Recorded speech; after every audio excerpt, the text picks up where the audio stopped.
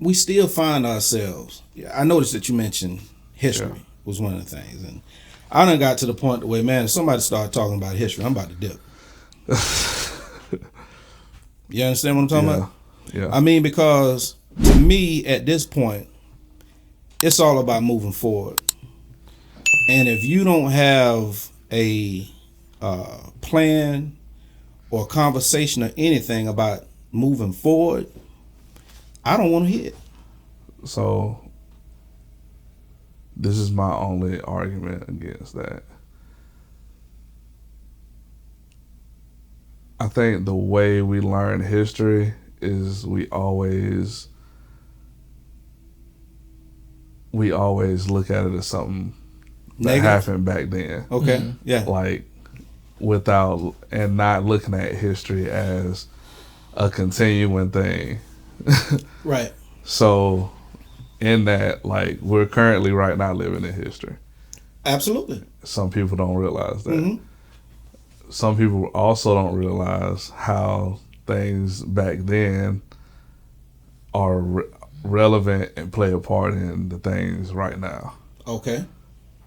And then to go forward, not understanding what has already been done in history and why it was done that way and why it's not being done that way now, not having that knowledge would allow you to repeat some of the things in history. Case in point, tariffs. So everybody's like, oh, tariffs, like, okay, not everybody, but most people on the right, when you talk to them about tariffs, they're like, oh, tariffs is a good thing. We put tariffs on everything. It makes you support Americans. The companies get that money. They get an influx of money that they weren't getting before. Yeah. They decide they want to bring jobs and manufacturing back. That's the simplified version of what most people say. Right. But not having an understanding of why we don't tariff everything now and why the manufacturing won't come back. So they go back to, like, I think it's 1929, something like that. And they're like, oh, we did tariffs back then. And we was bringing in so much money and, all this stuff. Black people? No, the country. The country. If you're talking about black people, yeah, then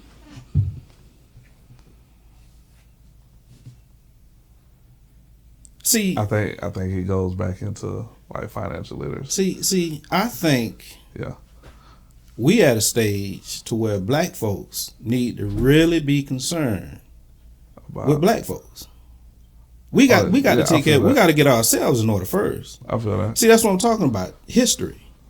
If you could talk to me about history that's going to get this thing moving in the right direction now, I'm here for it.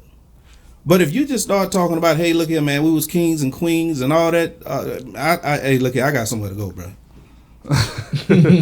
Nah, I feel it, and I think that's one of the, in that sense. Okay, I'll redirect it.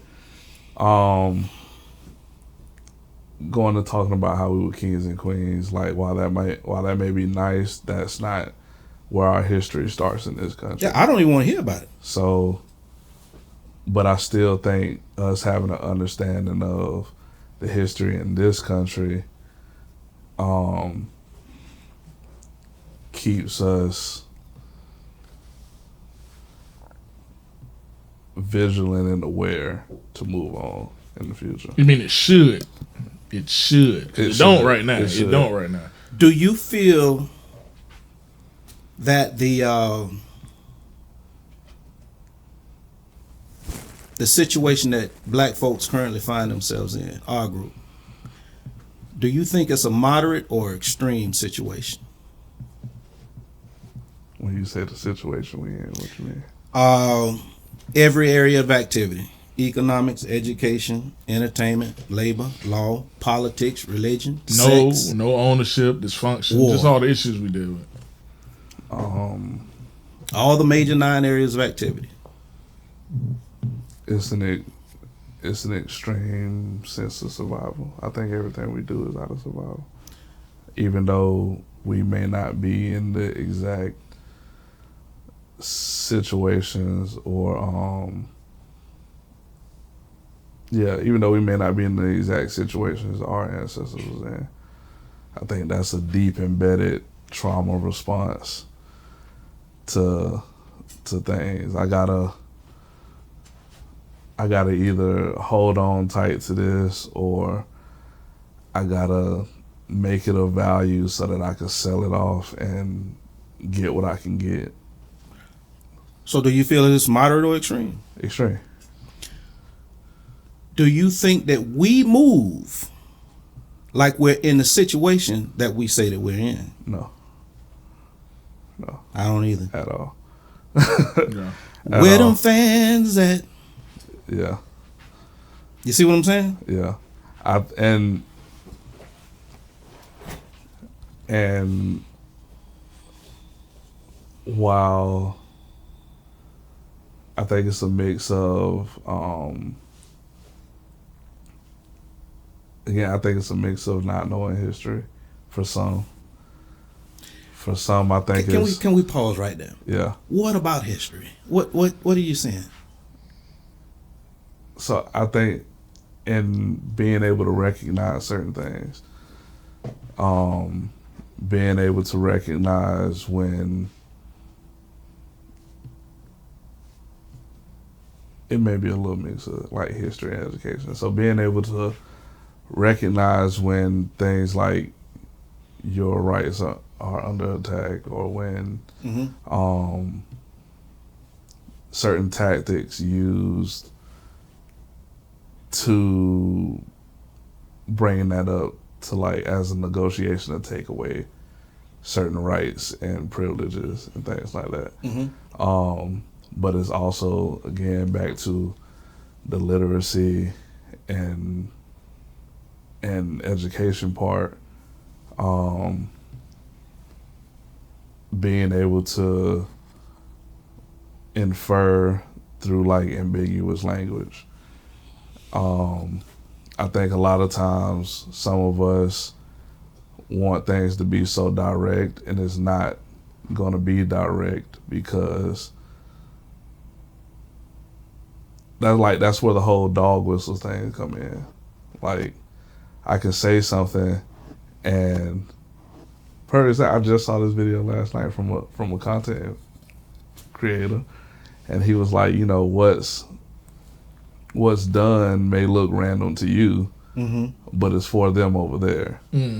So I could say something, and you may think nothing of it, but those people over there picked up on it, and that could have been purposeful. Like, you go to the park, you see the little separators on the bench, and to the average person, it's like, oh, this, they put separators on the bench. Now I can sit here, put my arm here, all of that. Yeah. But it ain't for you. It's for the homeless people to stop them laying down. Yeah. So, case in point, like, I could say,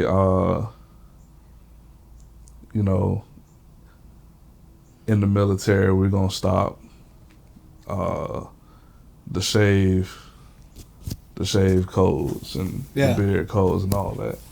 And to the average person, it's like, that ain't no big deal. But to a black person in the military, that's detrimental to their health. And now, because I can't shave, I either gotta endure the pain every day of having a shaved beard, or I may decide I need to get out of the military. But that's a standard that most people are seeing as a way to push black folks out of the military. Okay, because I was trying to bring it back to black folks. You understand what I'm saying? Yeah. Nah, I got you. Yeah. So, see, because we don't move like we're in the situation that we say that we in. Even with the young brother that just they say got hung. Yeah, but see, they just did the autopsy, the second. And I think it was blunt force trauma to the back of the head. Yeah. So he was put up there. Now I don't. For the most part, what is what they saying now is there's something else going on that it might not be. At first it was nothing. That's something. Yeah. First it was just what I mean. No foul play. Yeah, no foul play. So now it could possibly be some foul play. And that I think we already knew it was. But here's the thing, though. That was just doing due diligence. But I also think that's a history thing. Like what about history? I mean, black people being lynched, being hung. Yeah, that's a symbolic type thing. The question, we don't move like we in the situation that we say that we in. Because that wasn't the first. That wasn't the first episode of that. You get what I'm saying? I mean, it's been happening from what I've seen all my life. At least every 2 years. Like the first. I mean, and I'm just talking about for me. Yeah. So, like, the first time I've heard of somebody still getting lynched to this day was around the time I think Trayvon Martin died, and the boy in Mississippi, I think, or Louisiana, got lynched, and he was like a highly recruited football player, and I do you one better than that, bro. In recent times, more recent than that, there was a brother that got dismembered out there.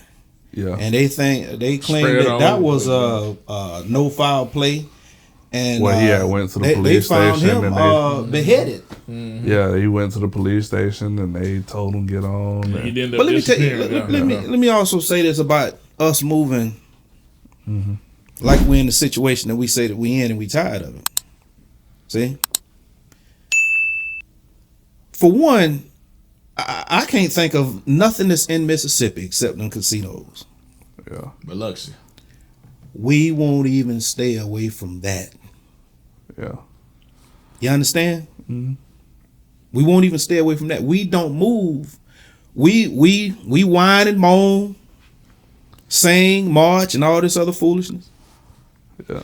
But we don't move like we're in the situation that we say we're in. And the first thing that a lot of people talk about is history. Yeah. Now, when it comes with a plan to say, okay, how are we going to attack this? What are we going to do? Other groups do it. Yeah. See, I remember, who was it? I think it might have been Ludacris or Rick Ross or somebody had a deal with Pepsi. Ludacris. They was, hey, look at man, we ain't buying no more Pepsi, and they meant it. Yeah. Well, get him out of here. Yeah. You know what I mean?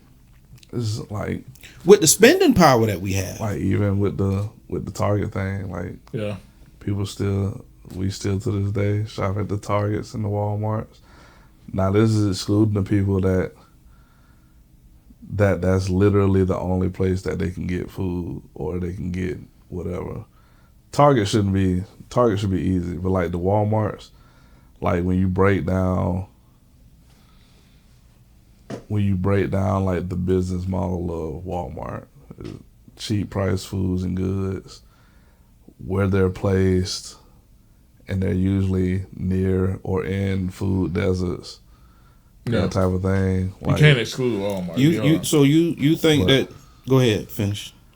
I mean, but there's still ways that we can get around that too. Mm-hmm. But we just, like you say, don't move with that urgency to actually dismantle some of these things we say we got a problem with. Yeah.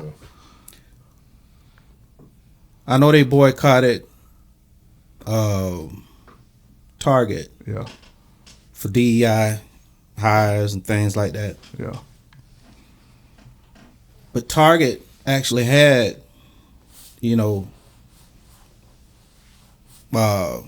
people that they had black business owners. You understand what I'm saying? Black entrepreneurs, they could get up in there. You know what I mean? Yeah. So they was actually, you know what I mean? I wouldn't say giving back, but I do know Walmart give back. They support a lot of the nonprofits around here. I know they do, right? So when you started talking about boycotting these places and things like that, Have you ever seen a Michael Kors back to school drive? No. Louis Vuitton? No. You understand what I'm saying? Hell, Jordan. Have you ever seen one? Even heard of one? But we don't boycott these Still places. support it, yeah. You see what I'm saying? I And you 100% know what we do for Jordans to each other. agree. Yeah.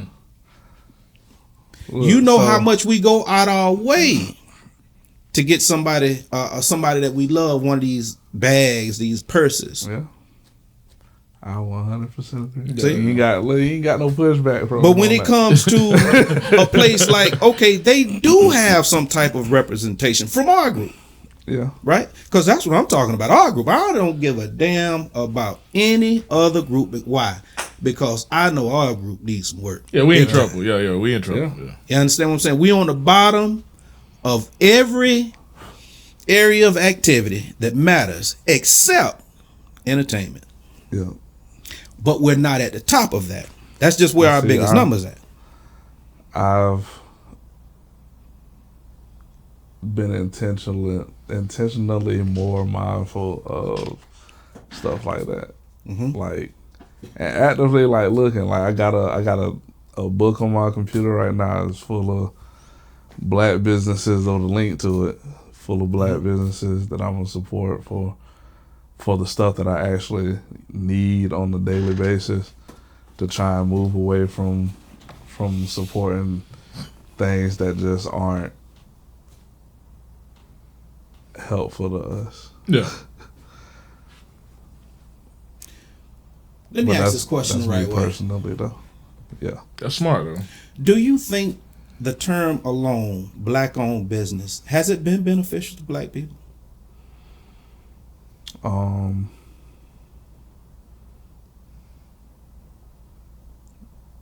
I haven't necessarily seen it be of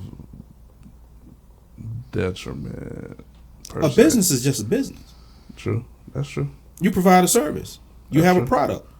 That's true. See? From my experience, especially when you're dealing with some racist or some bigot or something like that, they find that it's black-owned. They won't participate. That's true. See?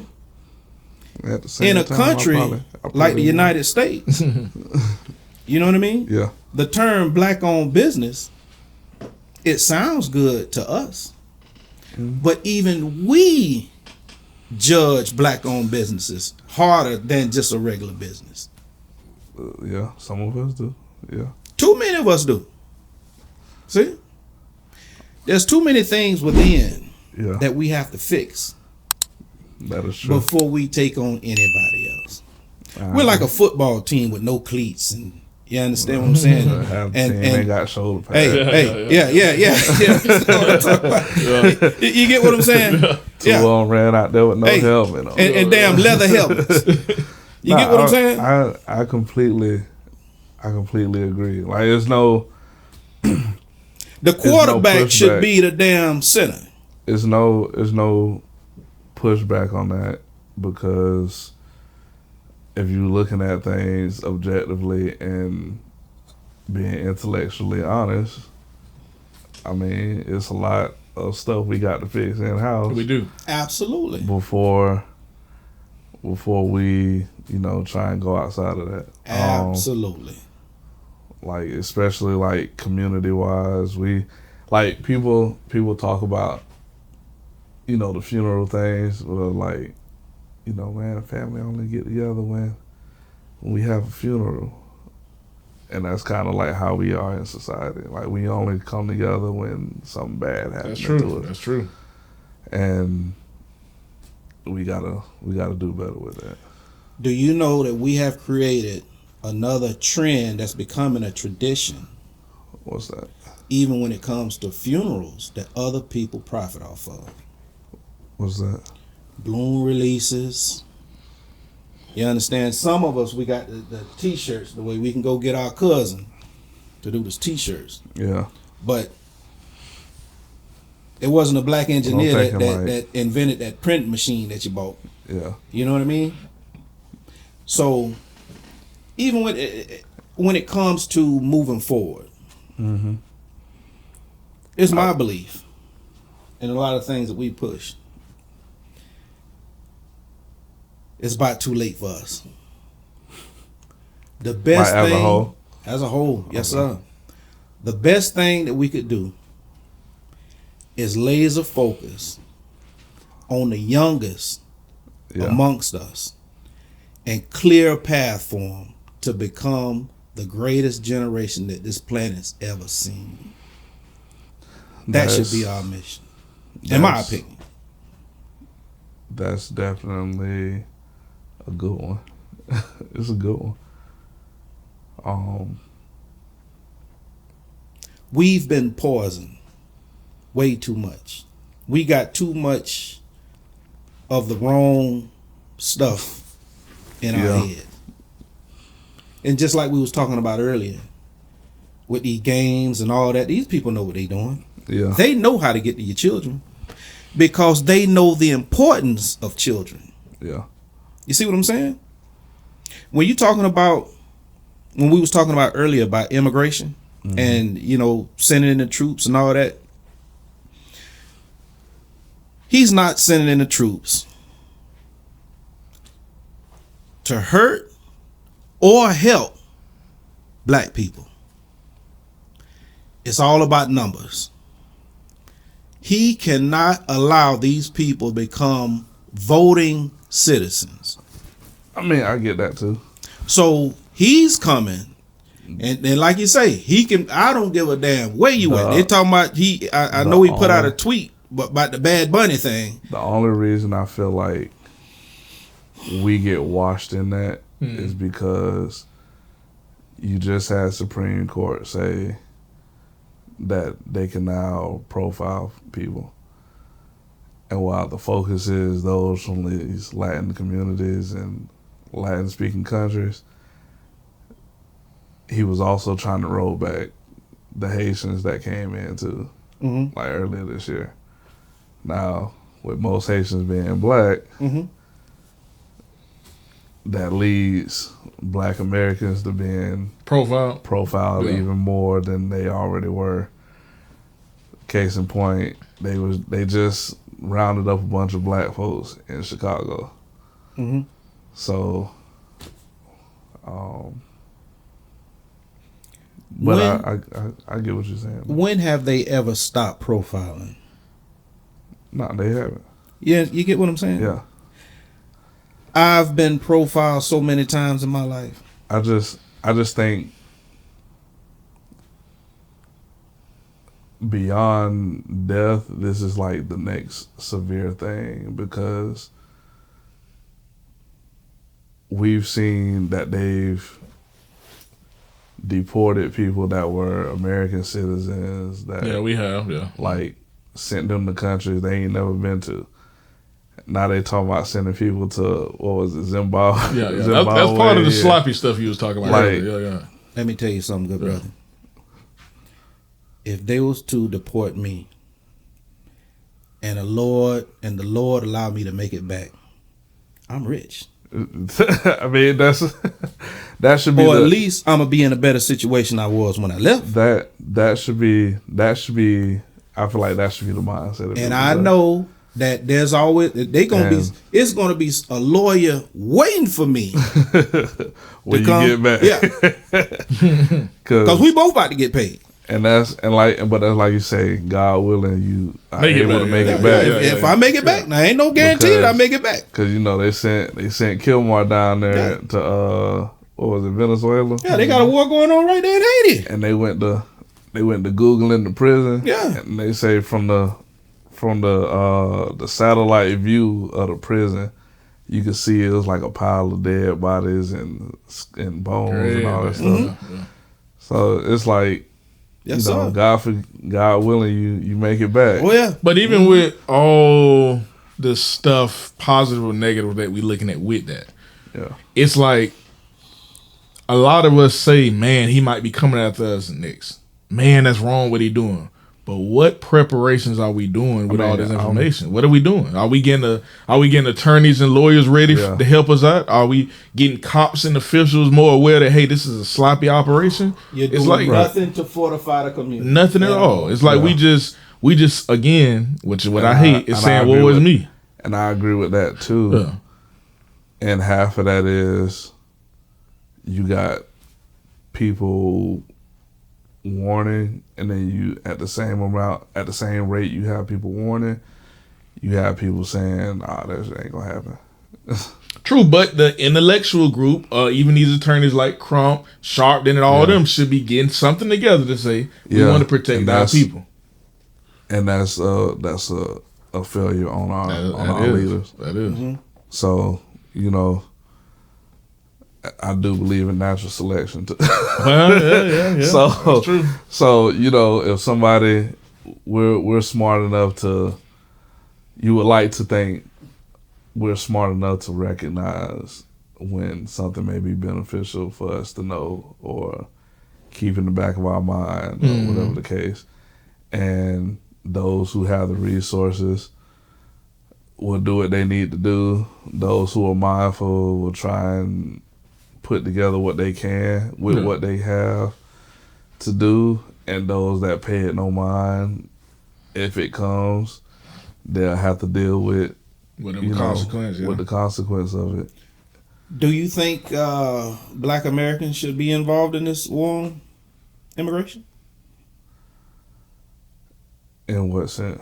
That's That's basically what I'm asking. At all? Oh, at all. Other than fortifying the community, making sure that, hey, look here. Other than fortifying the community, don't do anything. Don't grab the wrong one.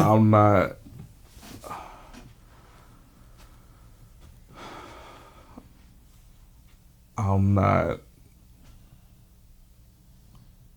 putting my hands on nobody unless it's somebody I need to put my hands on for.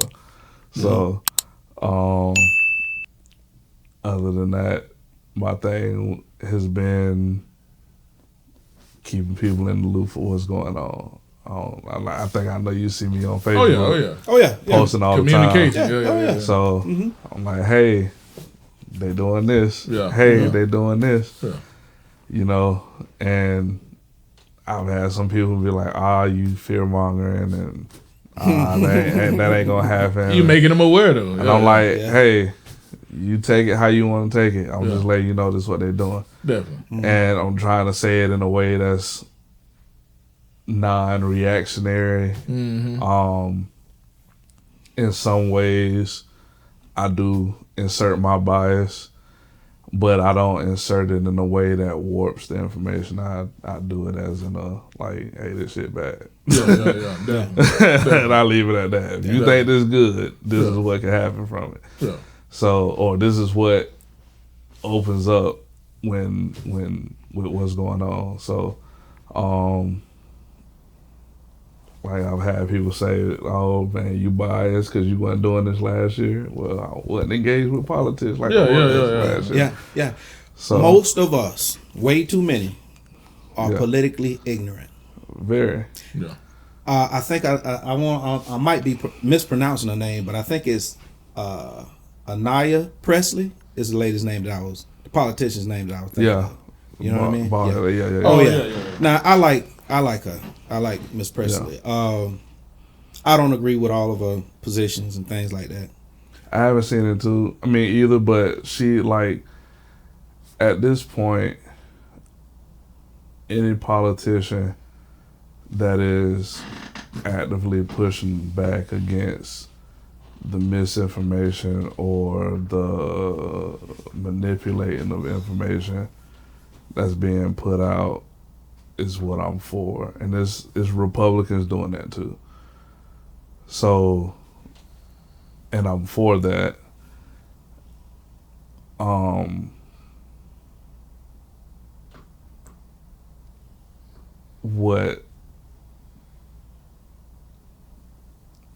What keeps me from committing to folks is a lack of information about them and what they've done prior to all of this. And, not giving my unwavering support to a politician. That's just smart. That's part of political ignorance part we done talked about. You need to know the information about the person and make demands. Don't just blindly go with somebody. Yeah. Adult Black Americans should know politics. They should. The way we know sports. They should. Now, we're a long ways off. You know what I mean? Really? The politicians that get elected, that share our tone, that we believe that just because they share our tone, they have our best interest. Yeah, and it's been years of that too.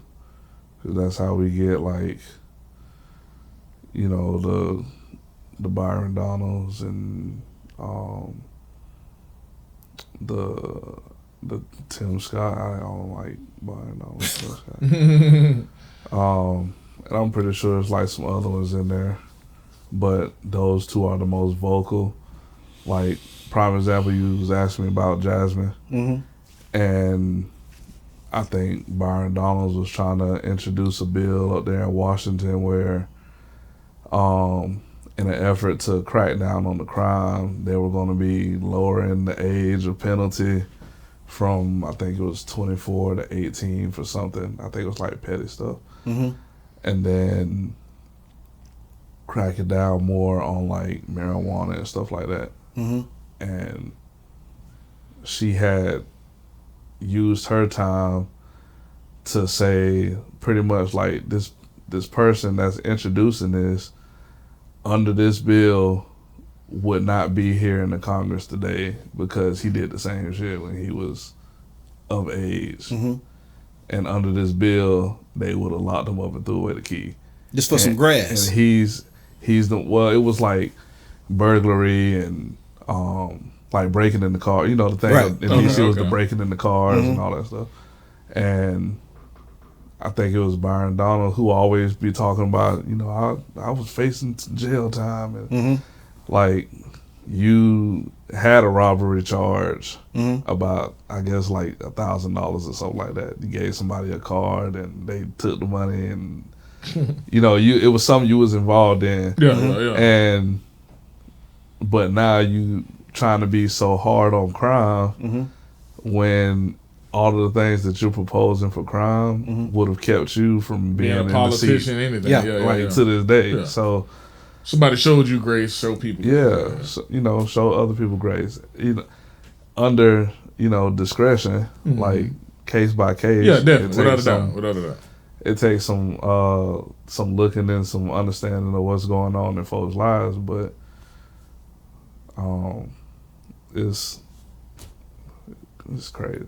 It's crazy. Yeah. So.